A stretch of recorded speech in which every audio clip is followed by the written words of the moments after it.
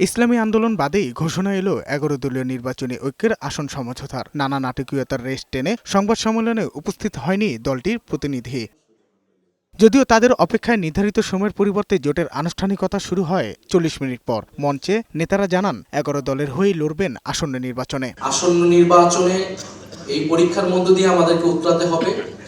ফলে আমাদের সেই গণ অভ্যুত্থানের আকাঙ্ক্ষিত বাংলাদেশ, আমাদের মহান মুক্তিযুদ্ধের সাম্য মানবিক মর্যাদা এবং সামাজিক সুবিচারের বাংলাদেশ এবং আমাদের ১৯৪৭ সালের যে আজাদির লড়াই, সকল ঐতিহাসিক লড়াইকে ধারণ করে আমরা এই আসন্ন নির্বাচন এবং গণভোটে একত্রে কাজ করব।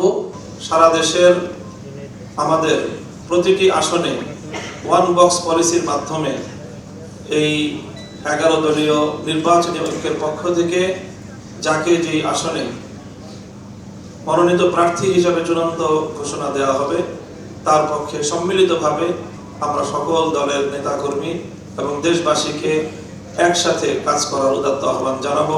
বিভিন্ন জায়গায় নির্বাচনের পরিবেশ নাই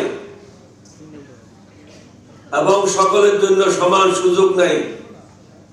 এটা যদি সৃষ্টি করা না হয়, প্রধান নির্বাচন কমিশনার, অন্যান্য নির্বাচন কমিশনাররা যেভাবে জেলে গেছে, আপনাদেরকেও আগামীতে জেলে যেতে হবে। এ সময় অতীতের মতো নির্বাচনী ইঞ্জিনিয়ারিং দেখতে চাই না মন্তব্য করে জামায়াতের আমির বলেন, এসব বরদাস্ত করা হবে না। অতীতের মতো কোনো নির্বাচনী ইঞ্জিনিয়ারিং আমরা দেখতে চাই না এবং আসলে আমরা একবারে এটা বরদাস্ত করব না ইনশাআল্লাহ। যে এই দেশটা হবে আধিপত্যবাদের কবল থেকে মুক্ত, ফ্যাসিবাদের কবল থেকে মুক্ত, এই দুই যন্ত্রণা থেকে মুক্ত একটা নতুন বাংলাদেশ যেন আল্লাহ তাআলা আমাদেরকে দান করবে।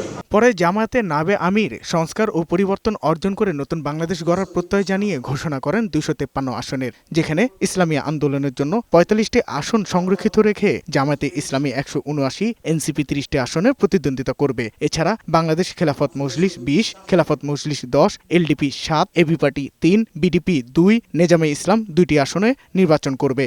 অতীতের নির্বাচনগুলো ছিল শুধুমাত্র ক্ষমতার পালাবদলের জন্য, একদল কোন দল বেশি ভোট পাবে সেই দল যাবে। কিন্তু আমাদের এই নির্বাচনটি হচ্ছে আমাদের অস্তিত্ব রক্ষার একটি নির্বাচন।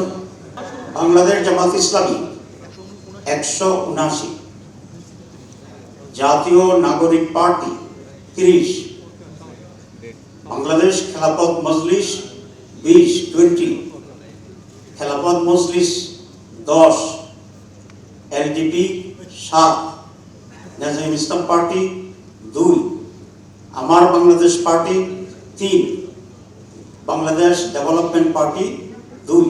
শুক্রবার আনুষ্ঠানিকভাবে নিজ দলের আসন সমঝোতা নিয়ে সংবাদ সম্মেলন করবে ইসলামী আন্দোলন বাংলাদেশ। সাজ্জাদুর রহমান, বৈশাখী সংবাদ, ঢাকা।